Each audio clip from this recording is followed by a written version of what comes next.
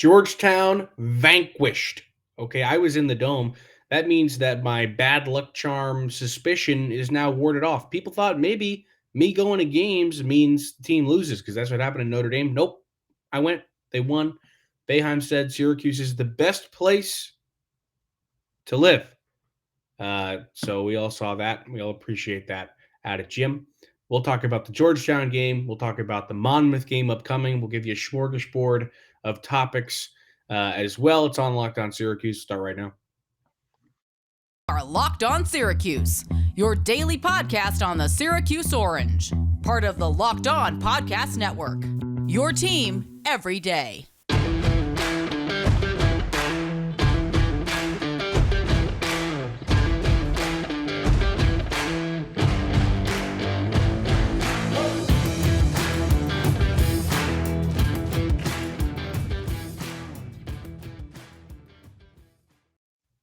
Matt Bonaparte, Owen Valentine with you on your Monday episode.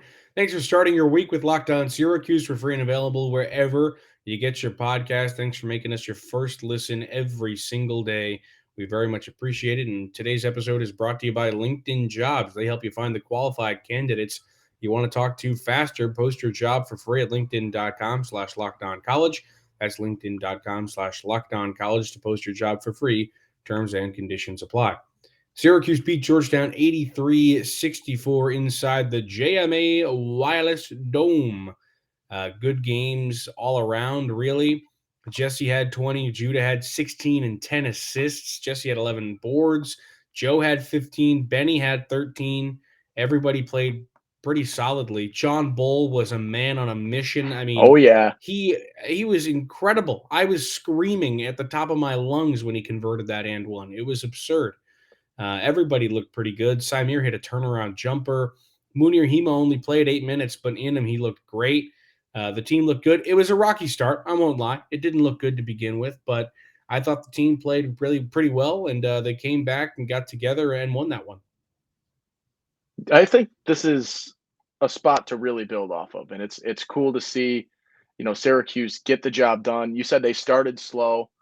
It happens. They bounced back. They went into the break up double figures, and it was really something that I was pleased to see. Right? You don't always have everything go your way from the get go, and the fact that they battled is what I think you need to see, and that could be the epitome of this team this season. Right? A team that started slow and didn't quite have things figured out, and you're going to have to battle back and continue to battle back. And I think that's a motif that you're going to continue to see. I'm really pleased with this game. I think it showed a lot in terms of positives for Syracuse. You mentioned John Bull. I think he has really found what he can do. And this Boeheim has found, and this team is understanding what John Bull can bring to the table. This is the, fifth consecutive game now, fourth or fifth consecutive game where he's been the guy off the bench that comes in and provides that spark and does what he can. And now the scoring is starting to take a little peek. All right, it's cracking through all the clouds, and you're starting to see that when needed, he can finish. He had a huge shot fake and got fouled as well late in the shot clock, I believe. He does what you want him to do. The one stat that I want to hit early on today, and something that I think is a really good sign moving forward, is double-figure assists out of Judah Mintz. I think that is massive. Yeah. I think that is a sign that he's starting to really figure out the point guard role and how he can do it to the best of his ability. He got to the line a bunch too. Yeah, he got to the line. He got his points, right? Ends up with 16 points. But I think the assists are what you have to circle, because this is that game that you want from him, where he's getting his points when they're there, but he is facilitating more often when that presents itself as well. And I think that's something that you are going to need from him as the season continues to vamp up, as you get past this upcoming stretch and get into the more difficult ACC games on the schedule. You're going to need him to be able to both score and facilitate, and that is what you saw out of him in this game. Absolutely. He didn't shoot the ball all that well, missed his only 3, drove inside and missed a bunch, got blocked, whatever, but he kept attacking the basket and eventually paid off by getting to the line for 11 shots, converted 10 of them. So that's where all his points came from. And like you said, the passing was great. He also had 5 steals on the game. So he was active in the passing lanes and whatnot. He played good defense at the top of the zone. And there's not a lot more you can ask from that guy except for him to convert a couple of jump shots, which I don't know if is coming at the end of this season, maybe next. But right now, like we've talked about many a times, hard to be a one and done when you can't shoot. But other than Judah, everybody else, I mean, Jesse was really an animal under the rim. Putbacks, blocks, his one block in the corner, a couple of them, it was a little bit Hakeem Warwick-esque. He had 5 blocks on the game. He closed out in the perimeter incredibly well. Really, I mean, Jesse is turning into such a valuable player for this team, and a guy that is becoming the cornerstone of the team. And I think that coming into this year, he probably was that and started to share it with Judah a little bit, and of course Joe. But I mean, there's really nobody else other than Jesse that you look to on this team and say, without that guy, they're nothing. Jesse Edwards, I think, is putting in a case for one of the best, if not the best, big in the ACC. I think Baycott presents a very good argument. There's some other names that can be in this mix, but I think Jesse really is there right now and is continuing to play like it. And there were some shaky-ish moments throughout the opening stretch of this season, but the last few games he's really started to show that this is his thing, and this is what he can do, and he is doing it really well. Just scores when you need him to score, crashes the boards. He was a little bit slow in terms of rebounding early on in this game, and then grabbed a bunch late to continue on the double train. Finishes with 11, as you were saying. Those 5 blocks really jump off the page as well. He blocks shots with the best of them, and his KenPom numbers always speak for it. I believe he's top 20 in the nation in block percentage. So he is continuing to block shots, and he is, rightfully so, the focus of this offense right now. And this offense is working well when he is able to be the presence that he is and continue to score like he is and demand as much attention as he should, because he is going to cause you nightmares. He is finishing incredibly well. He is moving well. Defensively, he's been doing really solid. Like, this is the jump that you wanted to see from Edwards coming into this season and returning from injury and seeing what he can do. And he has delivered. And he gets all the credit that you could ask for out of him when in the post-game press conference, your opposing coach, who just might happen to be one of the better bigs that has ever played in the Big East, says, hey, this kid reminds me a lot of myself. And Hall that of says Famer. everything that you need to know about what he's done and what he is doing right now. One of the greatest bigs in the history of college, history of the NBA, history of basketball, Patrick Yeah. Ewing. So that is a huge compliment to get from him.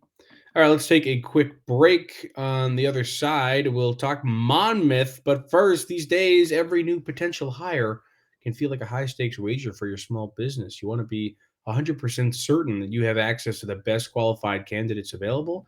That's why you got to check out LinkedIn Jobs. Create a free easy job post on LinkedIn, then add your job and the purple hashtag hiring frame to your LinkedIn profile to spread the word that you're hiring. Simple tools like screening questions make it easy to focus on candidates you want to talk to. They've got with the ones with the right skills and experience. You can quickly prioritize who you'd like to interview and hire. It's why small businesses rate LinkedIn Jobs #1 in delivering quality hires versus leading competitors. LinkedIn Jobs helps you find the qualified candidates you want to talk to faster. Post your job for free at linkedin.com/lockedoncollege. That's linkedin.com/lockedoncollege to post your job for free. Terms and conditions apply. Okay, let's talk Hawks. Monmouth, baby. Syracuse runs into yet another incredibly weak opponent in the non-con slate. They took out Georgetown. They took out Oakland. Now they face the 1-9 Hawks of Monmouth. They had their coach named King Rice, one of the greatest names I've ever heard in my entire life. That's probably the best thing they got going for him. Him and I share a birthday. Happy birthday, King Rice. Coming up soon. They've won one game this season. They beat Manhattan 76-69. Their most recent game was against Princeton. They lost 91-54. So expect this game to be another Oakland, another game where the opposing team has no business being on the court. They have one guy who scores in double digits. It's really you really shouldn't be too worried about this game. No, you should not. This is, as I referred to, I believe, Oakland in this situation, this is the Wagner game. This is the Wagner basketball game that you are about to watch in terms of the football comparison. This is a team that's ranked 327th in the country in KenPom. They're almost in the top 25 of worst basketball teams in college basketball. This team is atrocious. They really are, and there's no nice way of beating around the bush there. They're the best. I don't know if they have a quality stat. I'm looking. I'm looking at KenPom for good stats, good numbers, and I don't see them. I look at opponents, right, in terms of similar rankings in KenPom. Seton Hall is 63, so slightly better than Syracuse in terms of ranking there. They won by 27. I don't know. Princeton They is a played little bit Virginia. worse than Syracuse. They lost by, oh boy, 37 in that game. So, I mean, similar opponents in terms of KenPom rankings to Syracuse are 27 to 37-point wins. So you've got to expect Syracuse to be in a similar boat. And I hope that is the case because the momentum that they've been building is really cool. And it's nice to see them, figuring some things out, winning 3 straight basketball games after a really bad stretch. So to see them start to figure, this is looking good and we're going to make the shifts and we're going to try and continue to build and continue to battle. This is a game where you need to win by 25 points to be confident. And it's another game where you can continue to mix in guys. And one of those games where you're going to be looking at not necessarily the starting 5, but that next 5 and the continued contest of minutes and who deserves to be playing and who deserves to be getting, minutes here and minutes there and who should sub in this situation. All of that is very much up for grabs in this game. And that should be the focus as a fan, if you're viewing this, to see, this extended rotation when they go past the, 7th and 8th guys on the bench, who deserves those minutes, right? I think we've got a pretty good idea of who 6, 7, and maybe 8 are off the bench. But that next sort of batch of guys that realistically could come in and contribute in various situations and different times is very much, still in the air and up for grabs. And those minutes, when they're available, if they're available, are something that you very much need to create a solid case for. Yeah. Like you said, we're going to see a lot of guys play in this game. Probably you might see Malik Brown finally get to hit the floor. Maybe Peter Carey hits the floor at some point. That would be exciting. We haven't really seen those guys at all in any kind of meaningful minutes this season. But against a team like Monmouth, it's bound to happen. I want to answer a question real quick because it kind of ties in to what Syracuse's really weak schedule is going to be. Somebody asked us, and I'll try to find the tweet, but somebody asked if Syracuse could be 12-4 this season. And let's take a look at the schedule so we can answer that. But I'm going to try and give credit. I don't know what game that would be going into. Let me see. 11 and Virginia, 4, maybe. 11-4 would be going into the Virginia game.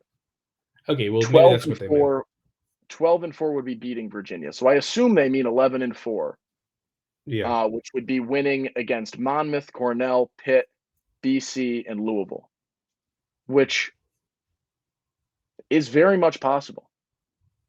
And I don't think it's out of the realm of possibility. I think it's feasible, given the fact that you've got 4 of those 5 games are outside of the top 100. You've got Monmouth at 300 plus. You've got Louisville at 230. Louisville is terrible, awful. I yeah, can't believe they're it. They're terrible. really bad. You've got a BC team that's outside the top 150.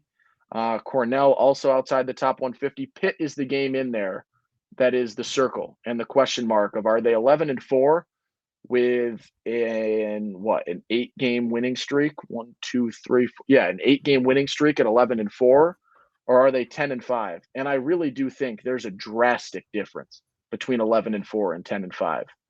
Given this season, given this stretch, based on how they started, if they can be 11-4, they've proven to me that they're ready and they can compete and maybe give themselves a case to do some things later on this season.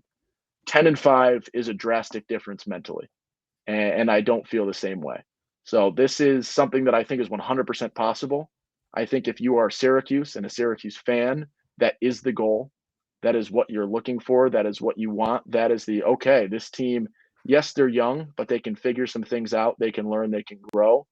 A loss in this stretch is big in terms of my outlook on this team and the rest of the season. I found it. Justin Phillips, thank you for the tweet at us. Yeah, they could absolutely do it. I assume that's what you were saying that whole time.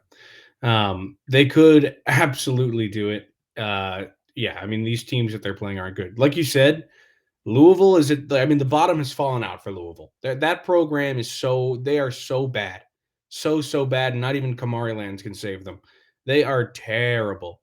So you just got to get by Cornell. Who Cornell did almost beat Miami. They lost 107-105. They put up 105 points against Miami. So that's something to think about. But you beat those two teams. See, you beat Monmouth today. Then you beat Cornell. Pitt's not an incredible team, but Pitt has given Syracuse fits in the past, very recently. So you never know with Pitt, although it is a home game. Then you host BC. They're bad. Louisville's terrible. And then you have Virginia, who somehow still have Kihei Clark. So, yes, to answer your question, Justin, we assume you mean or 11-4. They could totally be 11-4. And they probably should be 11-4 by the time that they face Virginia, who is unequivocally the most difficult team they'll have played up until that point. Because Virginia is just, Tony Bennett just turned that program around once again, right back towards being one of the best in the nation, because that guy, while being the most handsome coach in the country, is also fantastic at coaching basketball. So to answer the question, yes. All right, let's take one more break, and then we will give you a smorgasbord, which is exciting. This one comes from SimpliSafe at Locked On. We believe home should be where you and your family feel safest, especially over the holidays. This season, give yourself and your family the gift of peace and protection with the #1 rated home security system, SimpliSafe. And right now, SimpliSafe is offering Locked On Syracuse listeners 40% of a new security system, 40% off a new security system. But don't put this off. Here's why people love it. It's got 24/7 professional monitoring agents that use fast protect technology exclusively from SimpliSafe to capture critical evidence and verify the threat is real so you can get a higher priority police response. SimpliSafe is whole home security with advanced sensors for every room, window, and door, HD security cameras for inside and out, smarter ways to detect motion that alert you when a threat is real, and even hazard sensors that detect fires, floods, and other threats to your home. Don't miss your chance to save big on everybody's favorite security system. Get 40% off any new system at simplisafe.com/lockedoncollege today. That's simplisafe.com/lockedoncollege. There's no safe like SimpliSafe. All right. Owen, I'm going to let you guide us through this segment. Just take us wherever you want to go. All right. So basically, there's a lot that's happening in Syracuse athletics right now, and it's exciting. It's fun. First off, shout out to y'all. Ton of views and comments on our Friday episode. People from when, pissed at us saying, I know. People are so mad that we used the term lateral move, which I will say, granted, I think it's good that we address this. Granted, probably not the right phrase, but I didn't mean that it was this. I didn't mean it was not a better job or something. I just meant that he's doing the same job. He's a defensive coordinator. That's all I meant. And go ahead. Sorry. Yeah, no, you're good. I honestly, I think we both thought that if he was leaving, it was for a head coaching job. And that was sort of the thought that we both had, which could have led to that. But, either way, comments are good. Views are good. We're loving the we appreciate the all watching. that. Yeah. more has happened since then. The opposite coordinator, also Gonzo, Tony Beck or Jason Beck, now the offensive coordinator, promoted from within. And so a lot happening there. But today, on Sunday, as we're talking about this, a transfer for the football team, a class of 2023 commitment for the football team. And today, in terms of when you're listening to this, the Syracuse men's soccer team is playing in the national championship. The Heck yeah. national championship for the first time in the school's history. It's a huge game, huge opportunity. They are the better seed in this, which means that they should win in theory. But as you can see, based on the fact that 2 of the 4 teams in the Final Four were unranked, college soccer can be chaotic. So strap in. It's going to be an exciting game. They play at 6 o'clock on ESPNU. I will say I saw this. I'll give it the shout out because I think it's a cool idea. I believe the game has been pushed back in terms of the Monmouth game to 8 o'clock, so that there will now be a watch party in the Dome leading up to the game against Monmouth for Syracuse soccer. So $10 tickets, I believe, is what I saw. And I believe the $10 ticket is for both the viewing party and the Monmouth game. So really good deal. Cool to support the Syracuse soccer team. Cool to be at the Monmouth game, watch a basketball game as well. Kill 2 birds with 1 stone there. A really big opportunity, fun thing. It's a team that, has done everything this season. They've really been incredible, winning soccer games, getting out there. They won the ACC tournament. They avenged all of their regular season losses in postseason play. They are a team that has a lot of fun. They're incredibly energetic. That semifinal game they played against Creighton was chaos and entertainment and energy and everything you wanted to see in a soccer game at that level. The team is fun. They got a lot of cool pieces, a lot of cool players. Hopefully, win or lose, but preferably after a win, we can try and get someone on, chat about the season. I think that'd be cool to get some input from them and hear about their story, their season, all of that kind of stuff. But this is the biggest game this fall in Syracuse athletics, I think I'm going to say. Really exciting. I believe I will be, I don't know if I've decided yet. Am I allowed to say I might be at the beer garden instead of the Dome? Because they have a good little crowd that's going there to watch Syracuse soccer games during the regular season and during You're the definitely ACC allowed tournament. to say it. Yeah, No, don't judge there's me. no censorship on this podcast, except for All that right. one time you swore. It was an accident. But it's a fun week. So, I mean, if you want to throw any soccer chat out there, or if you just want to go into the recruiting for football, your choice. The ball is now back in your court. Well, I will admit that I am undereducated on the soccer team. I wish I knew more. I do know that Levante Johnson has been an absolute star this season. And the other thing I know is that he's a transfer from Seattle University and came over here. He's from Canada, Brampton, Ontario, and he's been incredible for this team among a bunch of other guys. The Syracuse soccer team has always been exciting. I don't know. I liked going to the games when I was a student. Yeah. It was fun, but they were never like off the charts good. Last year had DeAndre Kerr. He's gone. Levante comes in this year. He's absolutely fantastic. They had Hendrik Hilbert 4 years ago in goal. Loved that guy. My guy Len Zugner. So, I keep up a little bit. All right. But All since not right. being a student this year, I don't know. And for people who don't know, I think we've probably mentioned this, that you were a manager for Yes. Syracuse soccer. So Owen actually has I some connection to the team. worked for them for 3.5 years, I'd say 3 years and change, doing some social media stuff for them, going to practices, working with them, doing whatever I could. A lot of fun. Good to get and see that they're having this success since I left. But they have had success for a while now. And if you don't know anything with Syracuse men's soccer, they are a pipeline to the MLS. They really are. Yeah, Miles Robinson, They Tajon Buchanan. hmm They have a ton of ballers that come in and play, and a lot of them, college soccer rules. You got to get special privileges to leave after 2 years. And Syracuse, I believe, has the most players to do that. They just Yeah. continue to send guys to the MLS. So you're going to see them professionally with a lot of these names. This team right now has talent out the wazoo, I guess you could say. Russell Shilley in goal has been outstanding. Really, really fun to watch him.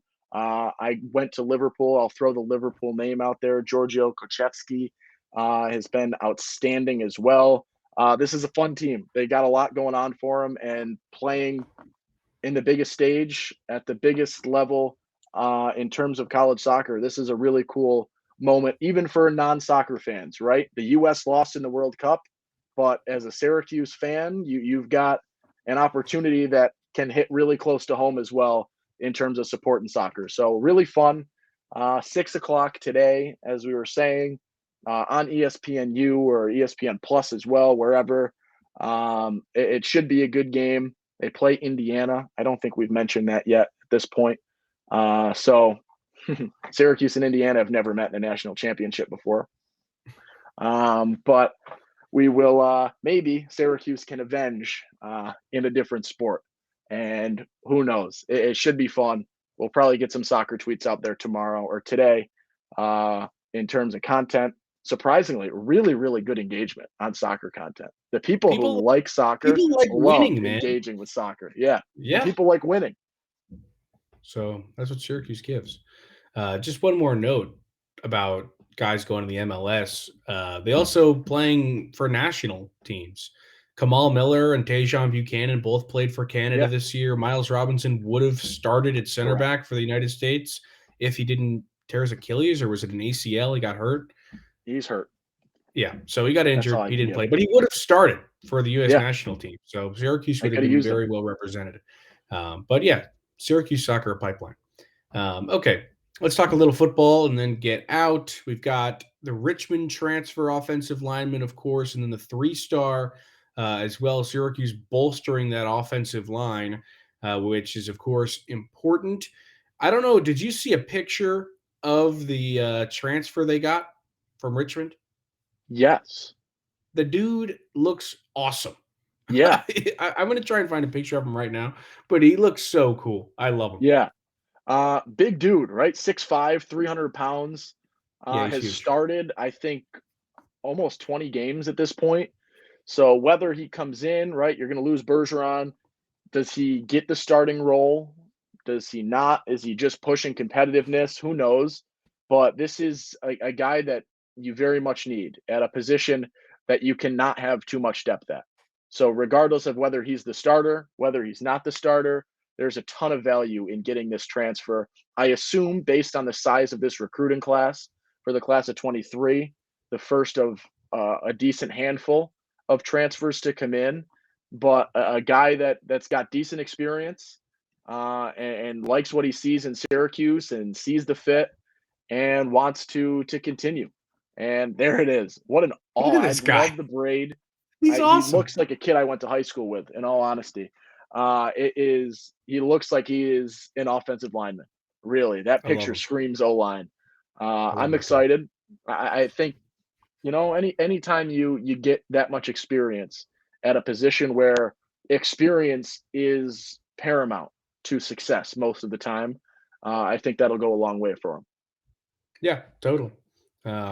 I'm excited to see what those guys can do Yeah, in the and then with trenches and whatnot. yeah, with the 2023 guy, Vincent Carroll Jackson, I'm going to throw this out there because it is worth noting. Yes, he's a 3-star, but Georgia got into this conversation pretty late, from what I can tell, and he was offered by Georgia, and Georgia visited him. Uh, so Syracuse got to commit over Georgia, first of all. But is this not the situation where this is signifying that that 3-star ranking is a really, really solid ranking, despite it being a 3-star? Yeah, I Because you mean, can at the end of the day, they guarantee all mean if he nothing, but says, I'm committing to Georgia, he he's a becomes a 4-star, 4-star without 100%, question. So that without is the question. type of talent Absolutely. that you can presume this guy brings to the table. And I think that is really exciting for Syracuse in this class where they need as many names as they can get still.